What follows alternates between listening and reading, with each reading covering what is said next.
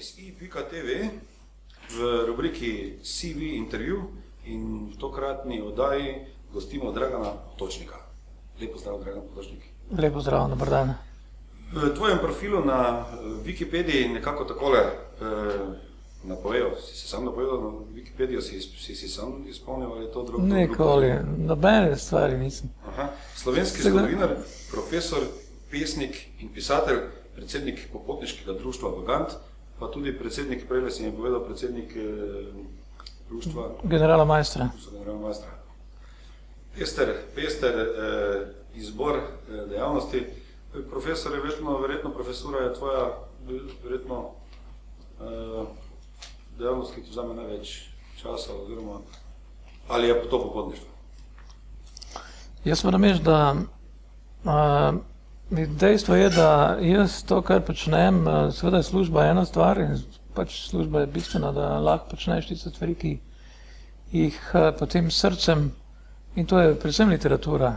Zdaj me, moram reči, čisto potegnila, vsrkala vase, predvsem poezija, proza, to, kar sicer tudi že pred leti, hkrati pa nekak še seveda tudi neki slučaj, ki me potem pripeljajo, ne vem, tako zdaj predsednik društva Generala Maistra, ki sem se pač ukvarjal s to zgodovino teh prelomnih dogodkov leta 1918-19. Tako da nekje, ne vem, včasih mogoče preveč razpršen, ampak srcem pa nekje med Azijo pa med Evropo. In Mariborom. In moje srce je pa vedno tu. To moram reči, da tudi zaradi tega sem doktorat namenil Mariboru. Ko se pogovarjamo, se čudijo, kako se ti nisi z Azijo ukvarjal, če pa z Azijo, ne vem, tako povezan, pa ne vem, tolikokrat bil tam, pa gost na nekih univerzah, pa pol leta v Iranu. Ampak moram reči, da nekako mi, ki toliko potujemo, tolikokrat gremo ven, pa toliko živimo zunaj, da mogoče znamo še toliko bolj ceniti to, kar imamo. Se pravi, ta naš Maribor, te naše korenine, niti ne toliko Slovenija kot tak, ampak Maribor. Greva na začetke, na tvojo življenjsko pot, začetek. Če gremo čisto nazaj, jaz sem rojen Mariborčan na vse svete, se pravi 1. november, pred 50 leti, ja, celo več. No, vsaj v moderni družbi, zahodni družbi so 50-letniki, štejejo se pod mlade. Do 50 so mlade. Vse tu tako se počutim. Moram reči, še vedno tu ne čutim neke, bi rekel, razlike. Tudi sicer delam neumnosti, tako sem jih delal, ne vem, pri 20-ih. Letos se odpravljam, recimo s kolesom, še del Afrike nisem prekolesaril. To, ko bi, ne vem, pač verjetno mlajši razmišljali tam od Zimbabveja proti Cape Townu. Skratka, tako se je ta zgodba začela v Mariboru in potem, ne vem, zapisal sem v Mariboru. Tu sem tudi se zašolal, nekaj časa v Ljubljani, ampak tu nekje, torej Maribor. Kakšne neumnosti se je dalo v Mariboru početi konec 60-ih, ko si v začetku 70-ih, konec 70-ih? Jaz sem že z velikim veseljem, eno nostalgijo vračam nazaj, pa doskrat tudi, ko se s kolegi, prijatelji pogovarjamo o teh letih, je čudovita leta, brezskrbna, prijetna, vsega je bilo dovolj. Pa ne zaradi tega, ker smo bili mlajši, vsi se mi da tudi sam način življenja, ljudje, niso bili toliko potegnjeni v sebe, pa toliko sebični, da je bilo veliko več druženja in poslušali smo muziko, poslušali smo, na tekoče smo bili z dogajanjem takrat, to, kar se je v Evropi, v svetu poslušalo, ne vem. Ja, gremo malo podrobneje o muziki. To je naša tema. Zelo sem imel, mislim, zelo so mi pri srcu bili, ne vem, Dorsi, včasih malo takega psihadeličnega roka, se spomnim Pink Floyde. Vem, kaj če smo hodili, oziroma kaj je takrat že bil? Klub mladih. Klub mladih. V 80-ih. Še v 70-ih, ja. 83-82 se je ponovno odprl po, mislim, da 10-letnem zaprtju. In takrat je naša generacija pač tja zahajala. Ja. To, in moram reči, da tudi v MKC-u smo počeli že tam v začetku 80-ih sem jaz bil zraven s temi potopisi, z literarnimi večeri. In kot sem že rekel, ne, krasni čas je. Vsega je bilo, lepo je bilo. Ni bilo kulturne sivine, o kateri se je pred Evropsko prestolnico kulture veliko govorilo, namreč ves čas smo poslušali to skovanko, mariborska kulturna sivina. Jaz moram reči, da sem se s kulturo Maribora čist strokovno ukvarjal tam od srede 19. stoletja pa do druge vojne. Hkrati pa potem seveda tista 70. 80. doživljal tudi sam. In moram reči, da kulturne sivine v Mariboru ni bilo. Po prvi svetovni vojni, pa že pred prvo svetovno vojno je bil Maribor vedno multikulturno mesto. Spravi mesto, kjer so živeli ob Slovencih ali pa ob Nemcih pred prvo vojno, tudi drugi, torej tujci, ogromno Čehov po prvi vojni. Čehi so imeli recimo celo svojo češko školko, se pravi en oddelek, češki oddelek. Rusi so imeli svojo gimnazijo v Hrastovcu.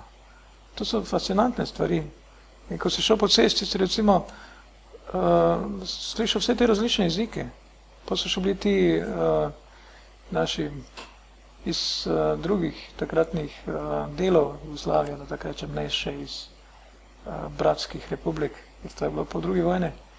In ti so seveda dali en svoj čar, en pečat mestu, ta odprtost. In to je Maribor toliko drugačen od drugih mest. Posebej pa ti Primorci, ki so prihajali po prvi vojni. Namesto teh Nemcev, ki so se morali izseliti, ki so morali zapustiti mesto, ne po prvi vojni, so se ti naseljevali in vse to je dajalo eno pestrost, eno razpoznavnost, seveda bi rekel mavričnost tudi na kulturnem področju. Vsak je svoje prinesel. To so bili, ne vem, literarni dogodki, je pripravilo rusko društvo, bilo izjemno močno, pa češko in tako dalje.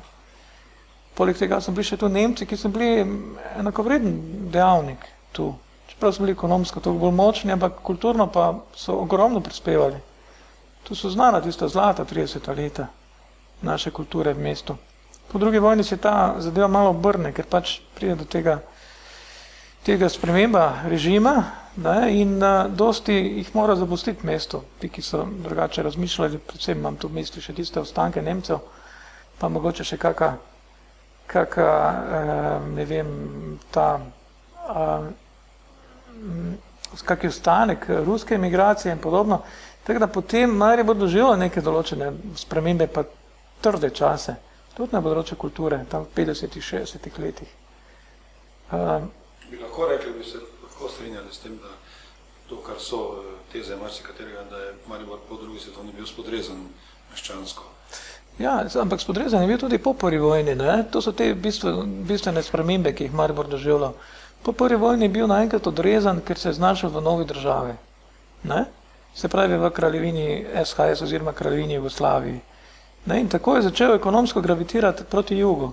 Predtem je bil v tej ogromni habsburški monarhiji, kjer je bil med najbolj zaostalimi deli. Se pravi ta del naše Slovenije.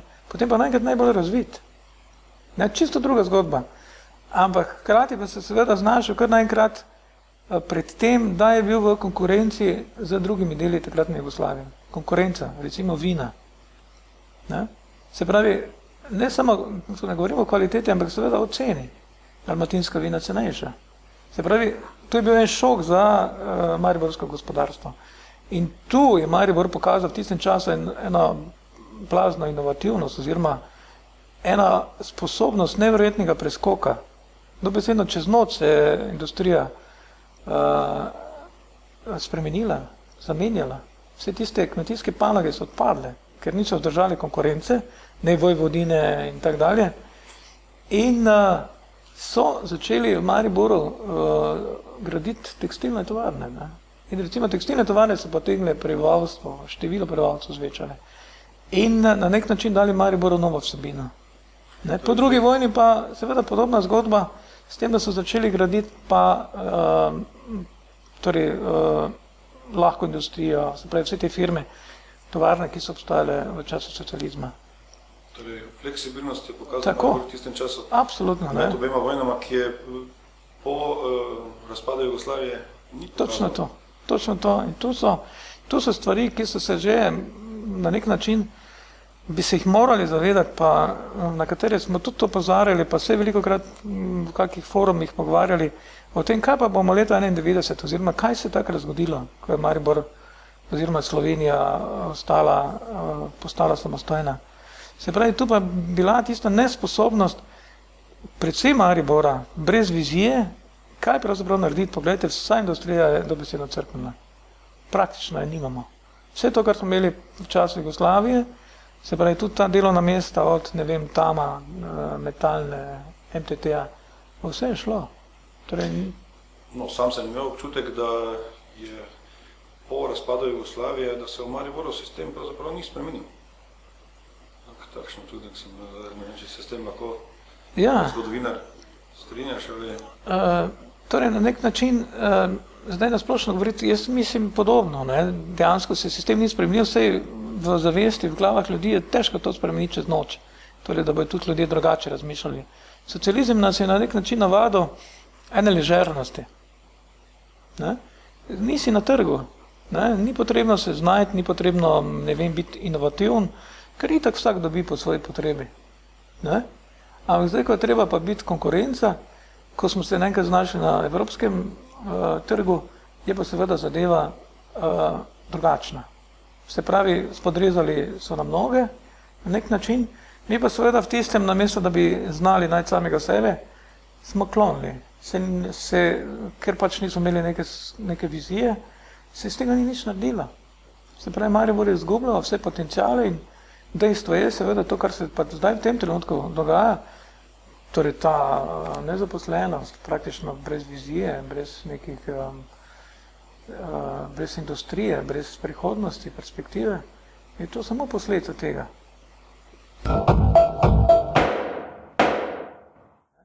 Kaj pa bi, če smo že pri tej temi, kaj pa bi lahko, mogoče če malce improviziramo, kaj bi lahko bili tisti proizvode, ki bi, oziroma usmeritve gospodarske ali pa kulturne, kakorkoli, ki bi Maribor spravile iz globin? Ja. Da bi to bili intelektualni proizvodi? Prvič, izjemno pridni, delavni, tudi, da znamo poiskati neke stvari, samo spodbuda je potrebna. Tudi, ko gledaš, ne vem kaj, ko potujem po svetu, ma vse posod srečaš Slovence, pa vse posod so pomembni, pa vse posod nekaj je z njih, to je neverjeten potencial.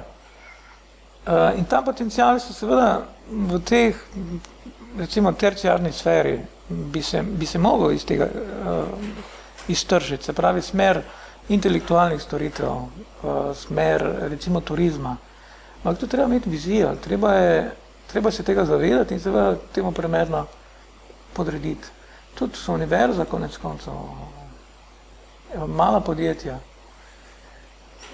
Jaz sem prebral eno, pa ni bil vic, da bi Maribor lahko bil, turističen razvoj bi se lahko razvil, da bi za upokojence bil v bistvu velik dom upokojencev.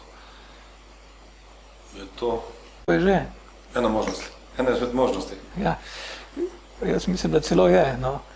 Kada si pogledaš, ne... Tiho mesto, narava, Pohorje. To, mislim, potencial je čudovit, ne, Maribor je, če pogledamo, ne vem, tisti, ki smo tu zrasli, pa ki čutimo mesto, mi se zdi prekrasno. Nekje se Drava tu razleze, na eni strani preveč, celo... Slovenske gorice, Kozjak, na drugi strani Pohorje, včasih celo preveč, ja, ampak torej ta potencial, pa tudi to, kar sem že omenil, ti ljudje, ne, ljudje tu so krasni.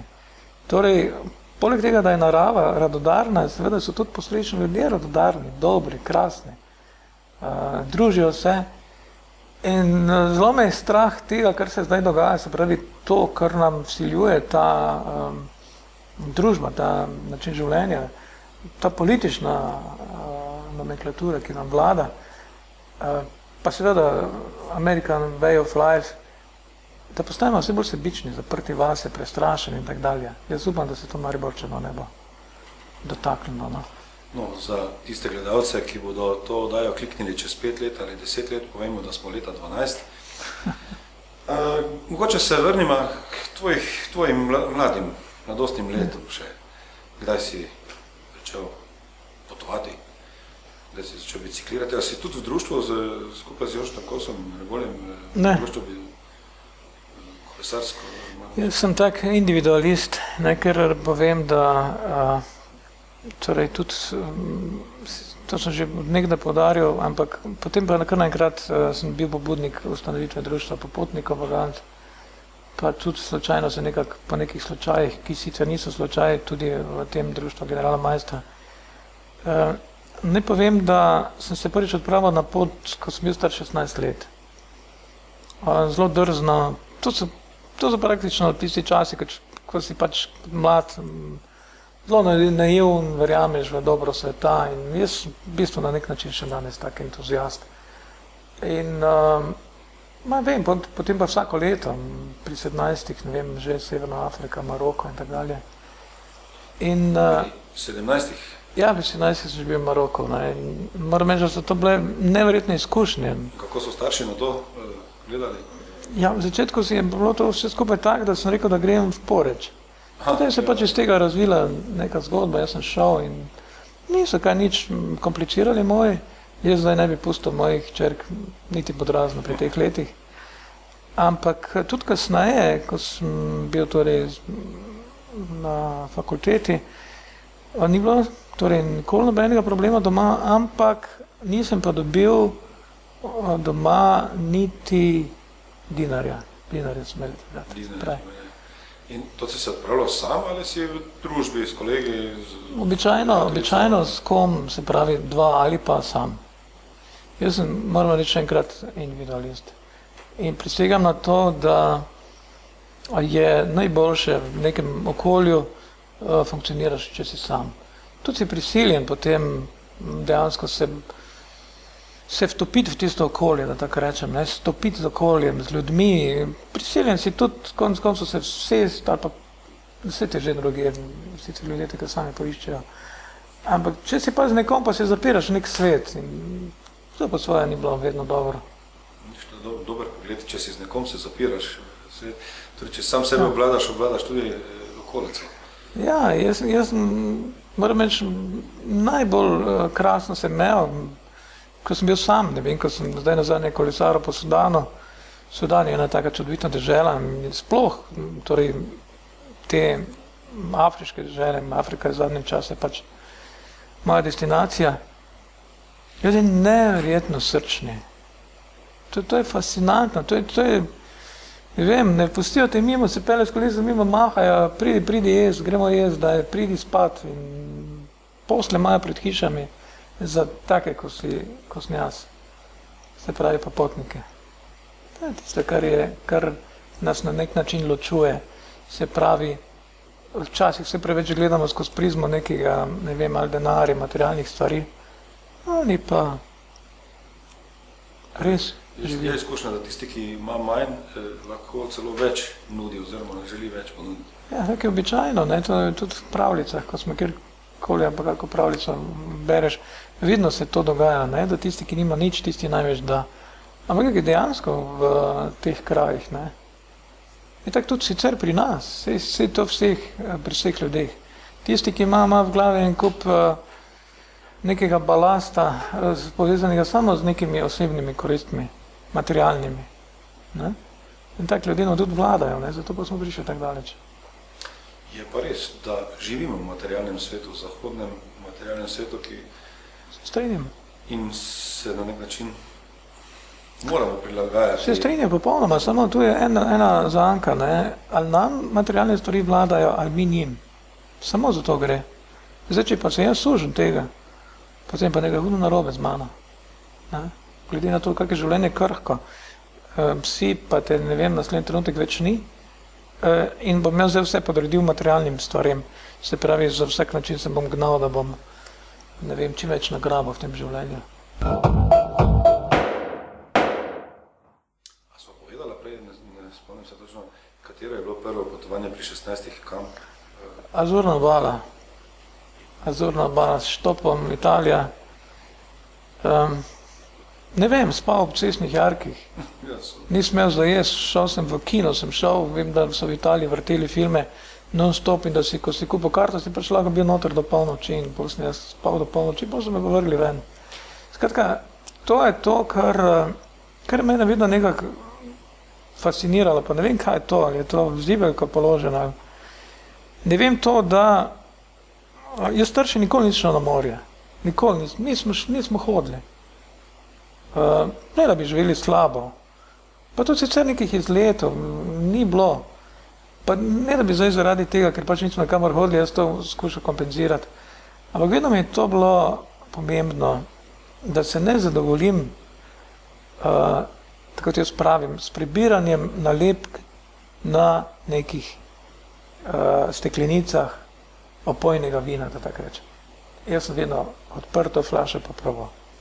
In ni me bilo strah nikoli, ni mi žal nikoli. Viš, to je meni zelo všeč in mislim, da bo tudi našim gledalcem, internetnim frikom, ki bodo klikali na si.tv, da profesor Dragan Potočnik prizna, kako je živel v mladih letih, profesor z resno akademsko kariero, da je spal v potokih, v jarkih. Ja, res, po moje tudi v potokih zdaj. Marsikaj je res. Včasih smo povezovali, mogoče celo še, ja, seveda, komunizmu, da potujejo tisti, ki imajo več pod palcem, da je to rezervirano samo za tiste premožnejše. Je to res ali? Ne, to je neumno sploh tako razmišljati. Jaz, ko sem že rekel, sem se odpravil na pot praktično brez denarja ali izjemno malo denarja. Prvič, ko sem šel v Indijo, to je bilo tam v 80-ih, začetku 80-ih, sem imel že po 100 ameriških dolarjev. Torej, denar res ni ovira, niti danes. Ne govorim, da danes jaz grem tak. Danes se zgodi tudi, da 100 dolarjev v enem dnevu porabim. Se zgodi in seveda z velikim veseljem to sprejemam. Ne vem, ko grem v Iran, kot pač primer Irana, kot profesor, gostujoči profesor, pridejo po mene na letališče z limuzinom, mi dajo prevajalca, mi dajo šoferja. Mišljam proti, hvala Bogu. Samo še vedno znam stopiti nazaj. Pa grem čez 2 meseca, pa grem s kolesom v Etiopijo. To se mi zdi vseeno, da je potrebno ohraniti to svojo človeško dimenzijo. Pa znati se stopiti z ljudmi, biti eno življenjem, ker ko si tak, recimo, da imaš več nek standard, nikoli ne boš občutil tega. Ne moreš, ne veš, kakve vonjave so zunaj, kakve barve. Ne boš tega nikoli doživel. In tudi sebe v nekem smislu ne boš spremenil. Zaradi tega, ker včasih se mi je tako zdelo, ko sem tako z avtobusом nekaj potoval, pa ne vem, tako malo bolj komod, ko sem doma v fotelju, pa gledam televizijo. Ni izziva.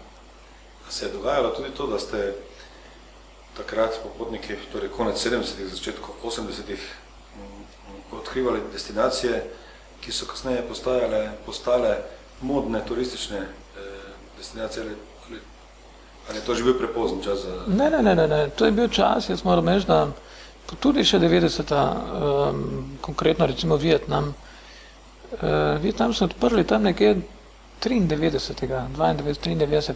Jaz sem takrat bil takoj, ko se je odprl in v bistvu zdaj je nepredstavljivo, kaj to pomeni, ko mi govorijo. To je masovno odkrivanje, masovno prihaja ljudje tega. Kakšna razlika je to? Tudi ne vem, bil sem v teh državah Indokine velikokrat, vem, 10-krat sigurno pristal v Bangkoku in potem odkrival in Kambodžo recimo v času, ko je bila še vojna, bil pa isto v Burmi in ko sem zdaj šel po 15 letih tja, je to neprepoznavno. To je ta globalizacija, ta American style of life, ki je uničil praktično vse. V vsaki vasi je internet, pa nimam nič proti, ampak ni več avtentičnosti. Izgublja. In Azija se izgublja. V veliki meri je ta masovni turizem uničen.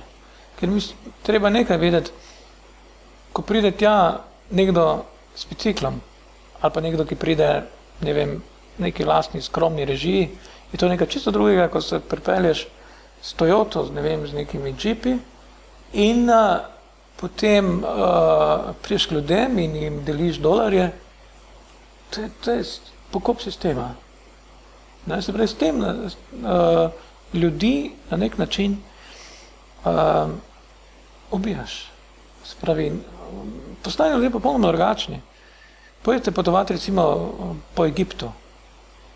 Vemo, Šarm el Šejk pa te variante, kar hodijo ljudje, to je nekaj drugega, ampak pojdite, ne vem, od Kaira, sem jaz kolesaril do Asuana, se pravi do konca Egipta, to je nepredstavljivo. Turizem jih je popolnoma uničil, samo skozi denar te vidijo in to je bilo eno najtežjih potovanj za mene. In podobno je v teh deželah, ki so sicer islamske in islamski svet je po mojih izkušnjah potovati po tem svetu je najboljše.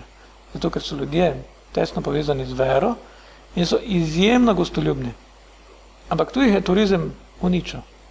Podobno je Maroko.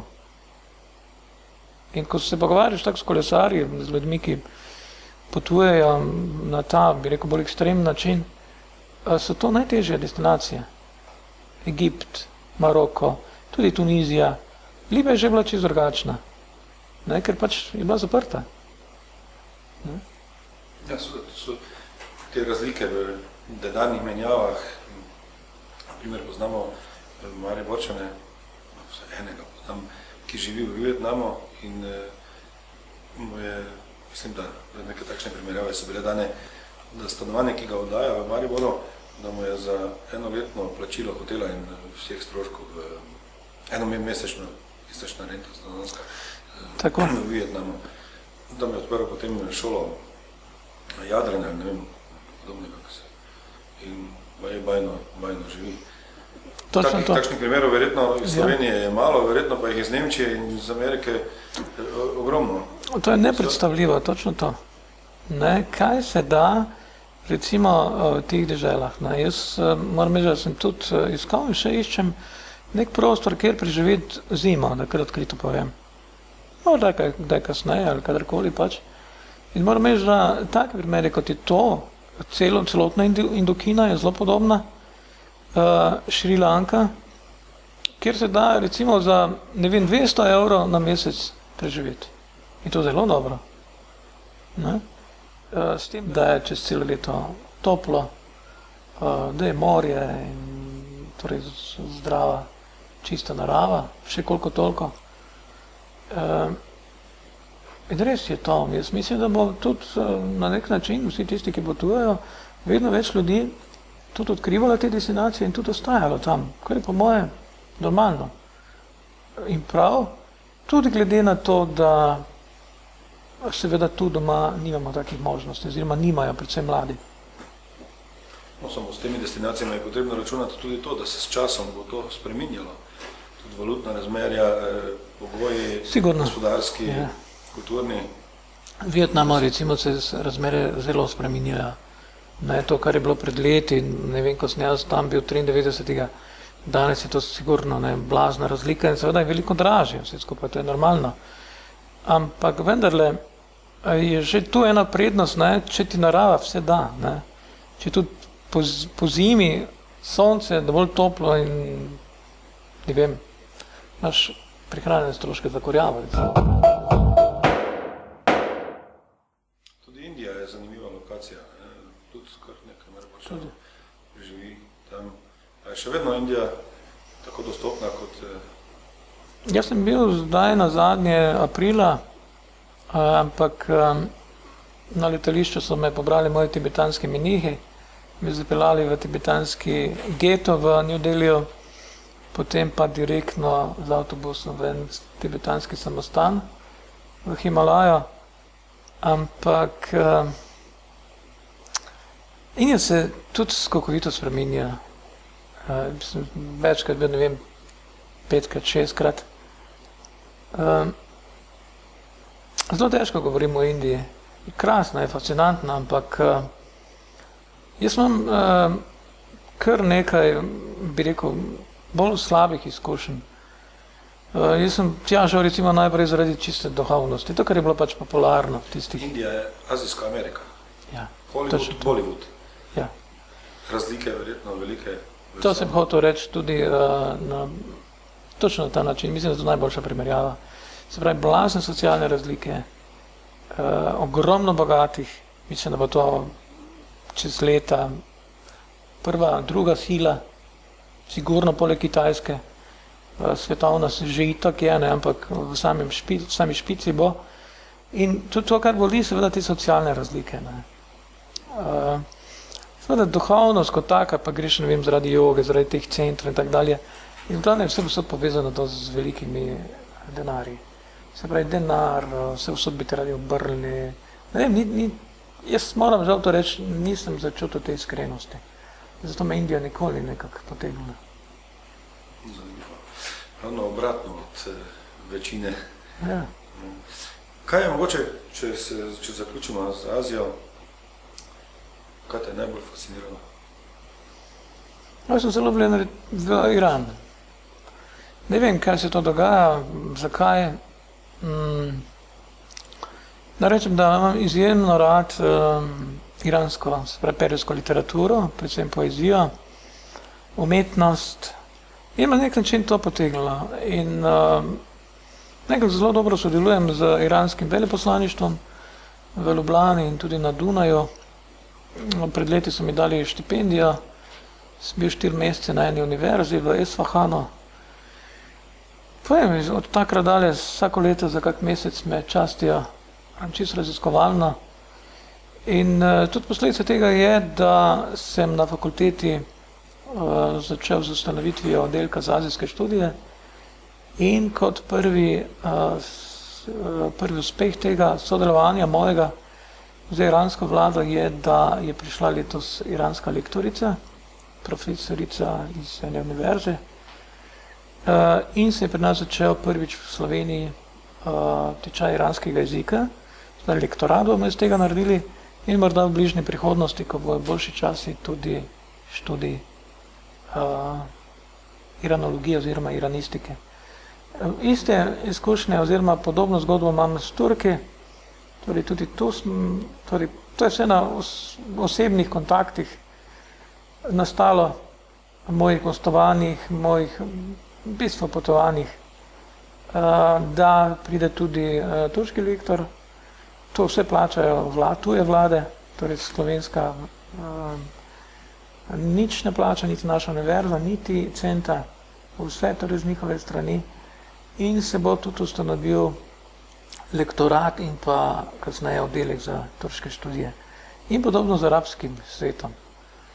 Ja, to je zanimivo. Slovensko kulturno ministrstvo s kulturnimi izmenjavami pa s pobudami je usmerjeno predvsem v zahodni svet.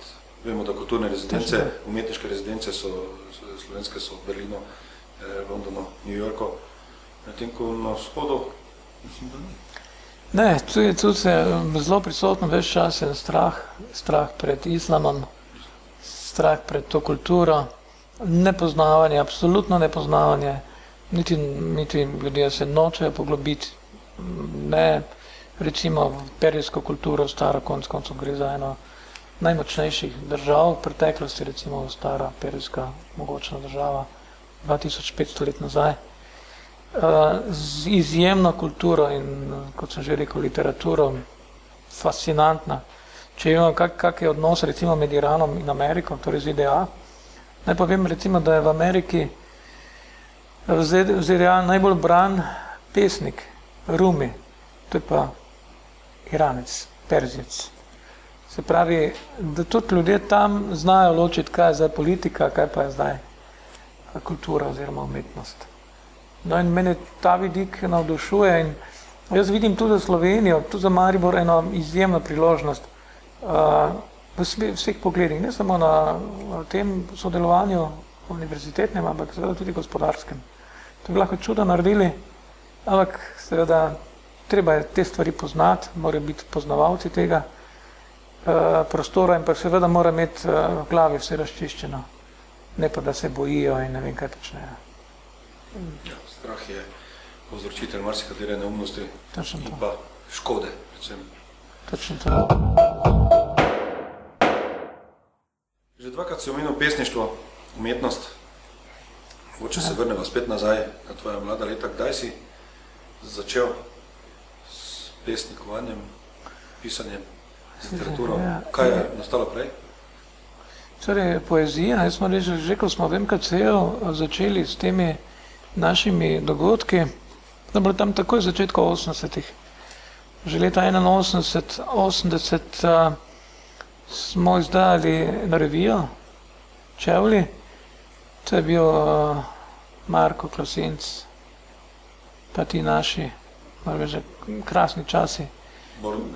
Borut je bil zraven, seveda, in Borut je zdaj v bistvu edini, ki je, ali pa ne dobro, tudi jaz koncu se z literaturo ukvarjam, ampak Borut je, to bi rekel, najbolj globoko šel v to in moram reči, res je krasen.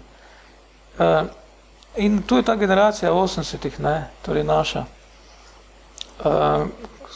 In potem seveda te moje objave, ne vem, Mladini, pa tudi prva pesniška zbirka.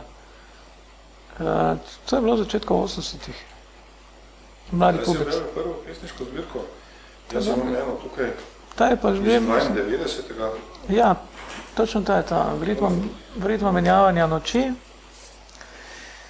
Najprej smo na MKC-u izdali kaseto. To je bilo malo drugače, kot je to danes. Danes pesniška zbirka je malo, ali pa precej lažje izdati. Moram reči, da založba Pivec, da izdaja neuveljavljenim mladim avtorjem in jaz moram reči, da je to krasno. To v tistih časih res ni bilo. Da je imela založba Obzorja nek primat, torej vse vzvode v svojih rokah in da tu nisi prišel zraven. Da so to na nek način tudi krivi, da se mladi avtori niso uveljavili. In mislim sebe, bolj recimo Boruta. In to ni bilo v redu. In tu so nas dušili. Ja, ker na tem pesniškem, literarnem področju je bila po peterici dosti velika luknja. Ja. Preden je prišlo do nove generacije. Točno to. In nas so takrat imenovali četverica po peterici, tudi nekaj vem, da je bil večero. Kdo je bil v četverici? Gombač? Gombač, Marko, Klosinc, jaz in pa Kuntner, Boris. No in tu je bila ta, torej, kot sem že rekel, po tej peterici naša četverica, ampak nekako nismo prišli v tistih letih, 80-ih letih do izraza. Jaz sem se pol spravil pač čez znanost in Borut je dejansko edini vztrajal. To se mi zdi škoda. In potem se je zgodil seveda ta preobrat samostojne Slovenije, tu so bile pa te možnosti, pač trg se je odprl. In hvala Bogu, tako da zdaj je ta scena, moram reči, kar široka. Slovenci zelo pišemo, mislim, da je vsak drugi že pesnik. In dobre stvari se pišejo. Večkrat omenjaš naravo v svojih pesmih, naravo in pa osebne odnose, koliko sem uspel. Tukaj imam še eno, mislim, da pri založbi Litera. To je pri Literi, ja. In sicer Sebil, arabska beseda, kar pomeni v bistvu pot, oziroma to je posoda, ki jo imajo v hišah, dobrih hišah, kot jaz temu pravim. Pred hišo taki glinasti vrči, zraven je lonček in to za popotnika, voda. Se pravi voda, ki je seveda v tem svetu izjemno dragocena. To tudi to ime. Drugače pa je to iz 2006. Jaz potem, ko sem se z znanostjo začel bolj intenzivno ukvarjati, sem skupaj malo stik z literaturo oziroma z umetnostjo in mi je kar težko pri srcu. In mi je zelo žal, ker če bi v tistih časih bilo pač recimo bolj naklonjeno, da tako rečem, bolj naklonjeni časi bi verjetno se tudi jaz bolj ukvarjal z literaturo in ne bi šel v znanost. Jaz sem sigurno, jaz bi ostal na srednji šoli, mi je bilo čisto v redu, torej učiti. Ti si bil gimnazijec? Jaz sem učil potem na gostinski šoli in pa na... Ne, mislim... Predtem sem bil pa na ekonomski šoli, jaz osebno. Vem, hodil pa si na gimnazijo? Ne, na ekonomsko. Na ekonomsko šolo sem hodil in od tega začetka vedel, da bom zgodovino študiral. Takrat je bilo, ko si maturo naredil, je bilo čisto vse jasno, šel si lahko študirati, kamor si hotel, v tistih časih, ne. Je bilo nobenega problema in jaz sem potem zgodovino končal in pa geografija. Ampak mislim, da tam čez začetku 90-ih sem pa že šel na fakulteto. Koliko pesniških zbirk pravzaprav? Zdaj šele tretja. Zdaj, torej te dni izhaja tretja. Šaharah imenovana, torej spet ena tuja beseda, perzijska. Šah pomeni velik, velik, velika, rah je pa pot. To je tista velika potka samo o sebi. Sebil je pa mala potka. Tvojih strokovnih del pa je več objavljenih. Je več, ja. Verjetno, če odštejemo popotniške knjige Azija med preteklostjo in sedanjostjo, je pa strokovnih knjig. Mogoče greva na zgodovinske okoliščine, ki se bodo, in pa dogajanje v Mariboru od 18. do 41. Si tudi prej omenil, da si predsednik društva Rudolfa Maistra. Ja, jaz sem dobil pred leti ponudbo, da napišem knjigo o teh dogodkih leta 1918 in moram reči, da sem z veseljem to sprejel in sploh moram reči, da med nekako se moja pot življenjska ves čas nekako prekriva s tem generalom. Pa ne vem kaj, kot smo si zdaj komu kaj, ne vem, dolžna drug drugemu, kaj, neki slučaj, čudni. Namreč jaz sem se rodil, oziroma večino življenja preživel v Malgajevi ulici. Malgaj je bil najožji sodelavec, tisti, ki je za Koroško se boril, torej Maistrov sodelavec. In potem sem živel 20 let v Maistrovi ulici. Prva moja služba Borči za severno mejo, potem kar naenkrat knjiga, ponudba, potem torej v Maistru, potem kar naenkrat predsednik, pa niti član nisem bil. In ves čas, več takih neverjetnih detajlov s tem našim generalom, tako da moram reči, pa niti nočem, velikokrat, ker so moje misli, pa srce, pa delo bolj vezane na azijski prostor. Ampak vedno mi nekako bi rekel, ti dogodki leta 1819 z našim generalom potegnejo vase. Medtem ko tista druga knjiga je pa Kulturno dogajanje v Mariboru, to pa je moj doktorat. To je ta zajetna knjiga. Zgodovinske okoliščine delovanja generala Maistra. To so ti dogodki okrog teh bojev za severno mejo. Konec koncev, jaz mislim, da bi vsi se morali tega zavedati, da ni, tako si zdaj mislimo samo po sebi umevno, da se mi zdaj po slovensko pogovarjamo tu, ampak da je to bilo res vprašanje tega, kaj se bo zgodilo in dejansko Maribor bi Nemci dobili, če ne bi bilo te akcije generala Maistra. Verjetno ti je tudi znano to, da marsi še zdaj z ulice, da ja, ta Maister, ta pa nas je zafrknil pravzaprav. Ja, jaz razumem to razmišljanje, glede na to, da bi verjetno v tem ekonomskem smislu bilo boljše za nas, če bi, ne vem, živeli pod Avstrijo.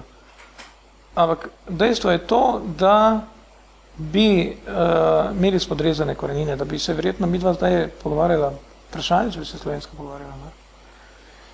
Meja bi naj bila... Ne bi. Tudi koroški Slovenci, večina se jih pogovarja v komunicirati v nemščini. Seveda, pogledajte, mislim, stvari v ekonomski moči, če si ti ekonomsko močen, potem boš kaj, potem boš ti dirigiral, pa boš rekel, vedite, ne bo denarja, potem se nemško menili, pa nemške stvari počeli ali pa ne. Se pravi, ni vse tako preprosto in v tistem času je bila narodna zavednost, pač drugi časi so bili, jasno, na veliko višjem nivoju, oziroma drugačnem nivoju, domoljubje.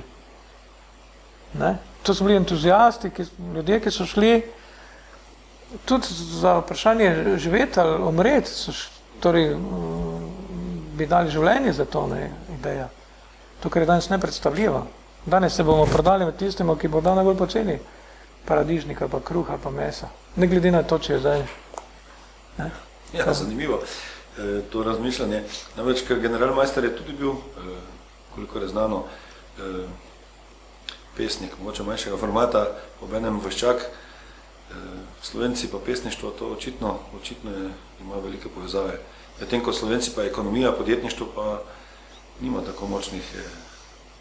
Ja, no, on je fascinantni majster, to meni je recimo zelo zanimivo pri njem, da je poleg te vojaške drže, ker vojak, vemo, to je disciplina, to je, ne vem, neka trda roka, je bil pesnik, se pravi, izjemno subtilna duša. Jaz, ko sem bral njegove govore, pa recimo tudi pisma, to je tako čudovit jezik, toliko mehkobe, pravi, ne vem, ko na pohorju bukve zaječijo, zajekajo, ne. Mislim, kjer je zdaj nekega generala, nekega tako pesniško govorico slišal. In če bi brali te govore, ne bi bili šokirani. Pa to je izjemen človek in dejansko res bil izjemen. Pravi, ne samo, da je pesnik pa general, ki še potem imaš koga takega. Kje? Takih ja ni. Zdaj, zdaj, ne vem, pa še slikar je bil po vrhu. Pa umetnik in vojak. Ja. Drzni in odločni. Res zanimiv človek. Dragan Potočnik v SI oziroma CV intervjuju na televiziji SI.tv vedno mi nekam pobegneš. Pogovarjava se o drugih krajih, pogovarjava se o zgodovinskih osebnostih. V bistvu oddaja pa je koncipirana, da se pogovarjamo o tebi, o tvojem, mogoče tudi, ti si seveda manj v Mariboru, zato si več po svetu, zato mogoče nismo prišla. Recimo, kako je prišlo kdaj si prišel na univerzo? Na univerzo sem prišel 92. 20 let je, ja. Zdaj tako, ne vem, o sebi govoriti je najtežje. Tu zelo težko se opredeliti. Jaz ne rečem tak za sebe, ves čas mi je bilo tisto, kar sem že povedal, iskanje, res tiste opojne tekočine, res izkusiti življenje. Z prve roke, jaz se nisem zadovoljil to, kar so meni v šoli učili. Ko je učitelj prišel, ne vem, v razred pa je narisal, ne vem, na drevo, narisal na tablo drevo, pa je rekel, to je drevo. Ne, to ni drevo. Jaz sem drevo doživel drugače, jaz sem ga vonil, jaz sem plazil po njem. In če nisi točno takega znal pririsati, karikiram, ne, potem si imel težave. In jaz sem imel težave v šolah. Se pravi, veste, kak je. Šola je sistem, ker pa če nisi taki, ko učitelj reče, če tak ne prerišeš tistega drevesa, pa rečeš, to je drevo, tako ko si ti rekel, potem imaš težave. In takem ni vedno lahko, ne. Ampak jaz se na to nisem vzel, da meni to bilo pa res čisto vseeno. Ali so bile kakšne težave tudi ob tvojem vstopu na univerzo, potem ob karierni poti? Namreč znano je, da so to dost okorele inštitucije, javni zavodi, nekateri profesori si celo včasih sicer milo pritožijo. Ja. Kako to bilo pri vaši generaciji, ki sedaj postaja pravzaprav vodilna? Točno to, zdaj smo nekje v teh letih, ne. Jaz moram reči, da ko sem prišel tu na Mariborsko univerzo, se pravi na Filozofsko fakulteto današnja, da doskrat se še danes ne moram znebiti tega občutka, da te vtisnjenosti. Na Filozofski fakulteti v Ljubljani je dosti bolj free scena, tako rečem. Tam, ne vem... Zategnjenost je lahko rečem. Ja, zategnjenost, taka zategnjenost, ne. Se pravi, tudi študentov, tudi študentarija se ni taka vpisovala. Vse tisto, kar je nekaj z takih blokov, o katerih jaz govorim, ki so svojo glavo razmišljali, je šlo v Ljubljano. In potem je seveda se tudi na nek način, seveda profesori taki tu bili, In še v veliki meri so zdaj, ne, v Ljubljani je dosti bolj ta scena odprta, dosti bolj so profesori tudi odprti, ne vem. Jaz sem take izkušnje, no. Tako moje mnenje, ne bi rad niti dalje o tem govoril. Ne, vse na različnih področjih imamo podobne izkušnje. Vsaki intervju na si.tv, Dragan Potočnik, mogoče še istočnica za čez 5 let, čez 10 let? Ja, jaz... Ko bo nekdo kliknil našo oddajo? Moram reči, da se raziskovalno zdaj lotevam in zdi se mi, da to je dobro, morda res. Pa vidi čez nekaj let, kaj bo z tega ratalo Afrike, torej Afrike. Velikokrat sem v zadnjem času v Afriki, tudi skušam navezati kontakte z različnimi univerzami. Veš, tu na fakulteti filozofski sem ustanovil center za medkulturno sodelovanje z državami Azije, Afrike in Latinske Amerike. Se pravi, to je v bistvu z nekim, včasih smo rekli temu, tretji svet. In na ta način skušam navezati to našo univerzo tudi na ta prostor, se pravi afriški prostor, kjer je blazen potencial, blazne možnosti, čeprav je seveda ekonomsko tako pač je, Afrika, pa bi se seveda lahko od njih ogromno naučili. In tudi zaradi tega moram reči, da se in strokovno, pa seveda tudi po tisti svoji plati odkrivanja sveta, nekih zakonitosti, ne vem, ljudi, kultur, odpravljam zdaj za nečas res dost v Afriko. Zano ena taka tura je bila 2 leti nazaj, se pravi, da sem že bil kar stari pubec. Sem se odpravil s kolesom od Etiopije, se pravi od Addis Abebe, čez celo Kenijo, Tanzanijo, Zambijo. In bi srčno rad naslednje leto odkolesaril še od Zambije do Cape Towna. Tako da na nek način bi rad... Prevozite verjetno 1000 kilometrov več. Ja, to je... Kako to fizično precej naporno? Ja, fizično gre. Zdaj sem tukaj, dokler je še vreme bilo, moram reči, da sem vsak dan kolesaril, vsak dan 20 kilometrov, ena taka tura, tako da lahko kadarkoli narediš. In da sem fizično zelo pripravljen. Ampak bolje seveda, se treba to predstavljati, to je vse drugo. Fizično še najmanj naporno. Ne vem, koliko recimo, ne vem, sem videl kač na cesti, kaj je banalno rečeno, se vozil skozi savane Kenije, kjer sem, ne vem, povoženo hijeno srečal, kjer sem v daljavi videl vse velike živali. In sem šele tam dojel, da sem pravzaprav v Afriki, na kolesu sredi savane. To je noro. Ampak Afrika je res čudovita in meni je fascinirana, noro navdušen sem.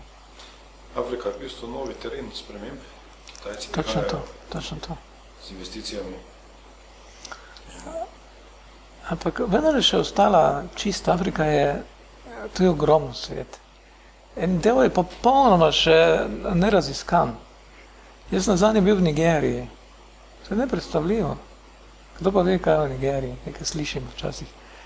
To, kar sem jaz tam doživel, to je neverjetno. To je dežela z najvišjo stopnjo kriminala. Jaz sem se počutil najbolj varno v tej deželi. V tej deželi so bili ljudje najbolj, poleg Sudana, ki je tudi velja za deželo, ker je kaotično stanje, ker ne veš, boš živ ali ne boš.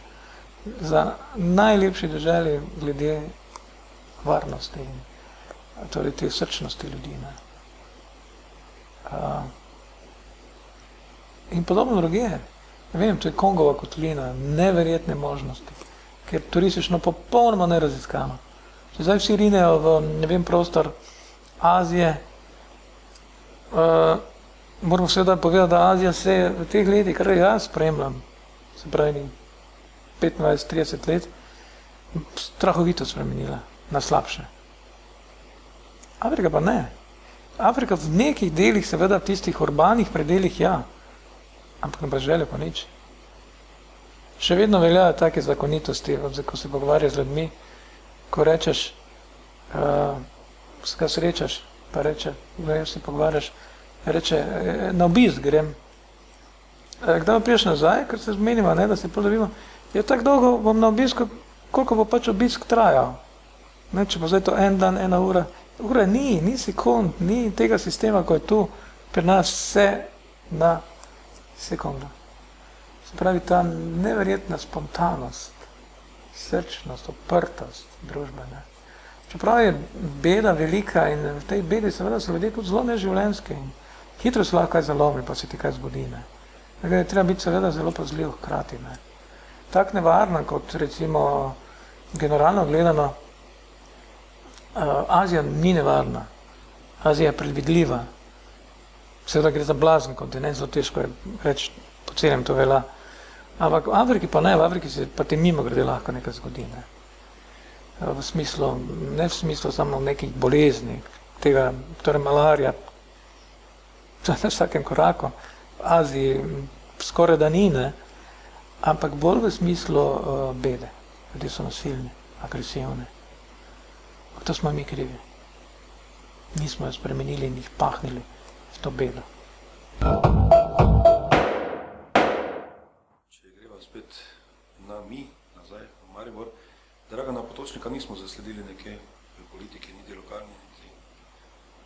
To ni interesa nikoli bilo pri tebi, ali simpatizer si nekje, ampak ne moram se spomniti, kje sem te... Jaz sem po srcu, tak, če lahko rečem, humanist, torej ideali humanizma, se pravi človečnosti, biti človek, ampak s politiko nikoli se nisem spajdašal. Nočem in mi je prav odvratna in to, kar se zdaj dogaja, je seveda nagnusno. In to, da so v vse sfere se zrinili politiki in jaz moram reči, da mi to seveda ubija in odvrača. In če sem še par let nazaj, ko me je kdo vprašal, zakaj ti ne greš kam živeti, glede na to, da pač si skozi neki govoril, jaz Mariboru nikoli ne bom pustil, ker Maribor mi je res pri srcu. Mi zdaj ni treba dvakrat reči, bi šel drugam živeti. Zaradi tega, ker je to ena najnižjih točk našega mesta, kar smo ga v novejši zgodovini doživeli. In vprašanje, glede na to, da ni nobenega razvojne vizije, da nimamo praktično nič, na kar bi se lahko obesli, še univerzo nam zdaj uničujejo, ne vem, kaj bo s tem mestom. No, samo razvojna vizija ni tako niti na levi, niti na desni. Nikjer. Nikjer. Ne govorim. Tu se... Nikjer. Točno to. Dava eno optimistično misel za konec. Radi se me ima. Hvala. Dragan Potočnik, SI.TV. Hvala.